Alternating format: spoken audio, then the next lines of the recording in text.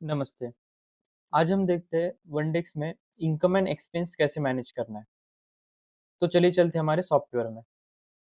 वनडेस्क ये एक multi user platform है और मल्टी साइट प्लेटफ़ॉर्म है, जिसमें मल्टीपल यूज़र्स होते हैं, मल्टीपल साइट्स होते हैं। तो हर साइट का इनकम एंड एक्सपेंडिचर मैनेज करने के लिए हमने फीचर ऐड किया है साइट कैश बुक। आप टॉप में ऑप्शन देख सकते हो। इस पे क्लिक करने पर आप चले जाते हो साइट कैश बुक में। साइट कैश बुक एक ऐसी प्लेस है जहाँ पे आपके साइट के जितने भी ट्रांजैक्शन हो गए, डेबिट हो या क्रेडिट हो, सारे मैनेज होते हैं। आप देख सकते हो लेफ्ट साइड में टॉप में, ये फाइनेंशियल ईयर वाइज सॉर्ट होता है और उसमें आप फ्रॉम और टू डेट सिलेक्ट करके जितने भी ट्रांजैक्शन देखना चाहते हो वो देख सकते हो।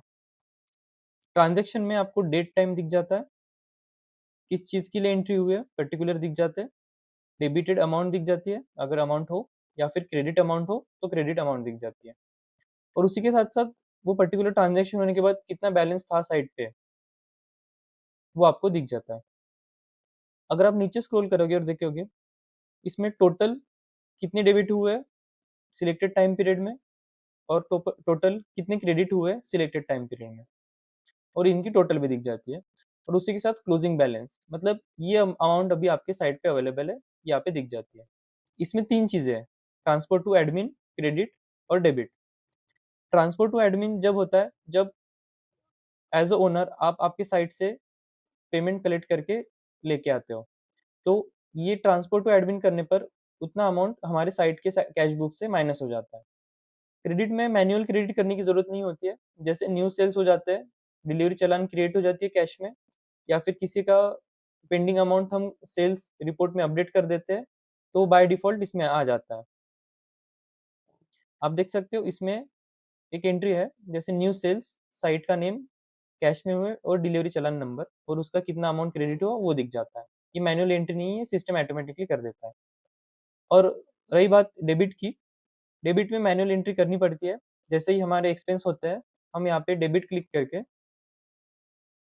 सिलेक्ट अकाउंट टाइप, यानी किसी अमाउंट हम दे रहे हैं, जैसे एम्प्लॉय को दे रहे हैं, कस्टमर को दे रहे हैं या किसी वेंडर को दे रहे हैं, वो हम यहाँ पे सिलेक्ट करना होता है। जैसे फॉर एग्जांपल किसी एम्प्लॉय को हम एडवांस पेमेंट दे रहे हैं, तो एम्प्लॉय एम्प्लॉय पे क्लिक करें, एम्प्लॉय का नाम सिलेक्ट करें,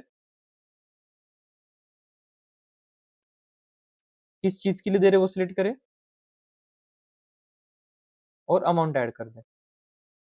और सेव डेबिट क्लिक करने पर ये एंट्री इसमें हो जाएगी और सिमिलरली क्लोजिंग बैलेंस 5000 से माइनस हो जाएगा। जैसे हम किसी एम्प्लॉय के लिए अगर डेबिट करते हैं, तो एम्प्लॉय मैनेजमेंट में वो पर्टिकुलर एम्प्लॉय के अंडर उनके लेजर में एंट्री हो जाती है। साइट कैश बुक में बस साइट अकाउंट जो होता है, जो हमारे साइट पे चालू है, वही एंट्री कर पाते हैं, एडमिन इसमें एंट्री कर नहीं पाते। तो अगर आप देखते हो ये अकाउंट है एडमिन का, तो ये यूजर अब एंट्री नहीं कर पाएगा। अगर ये अकाउंट होता है साइट का, तो ये एंट्री कर पाते हैं।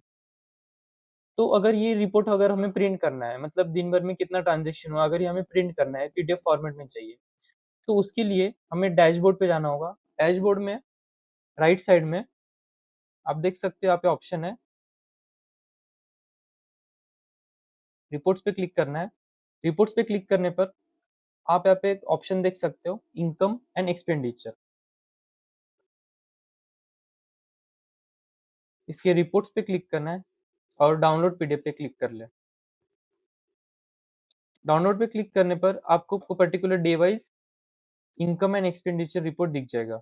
अगर आपको ज़्यादा दिन का रिपोर्ट होना है, तो आप साइट कैश बुक में चेक कर सकते हैं।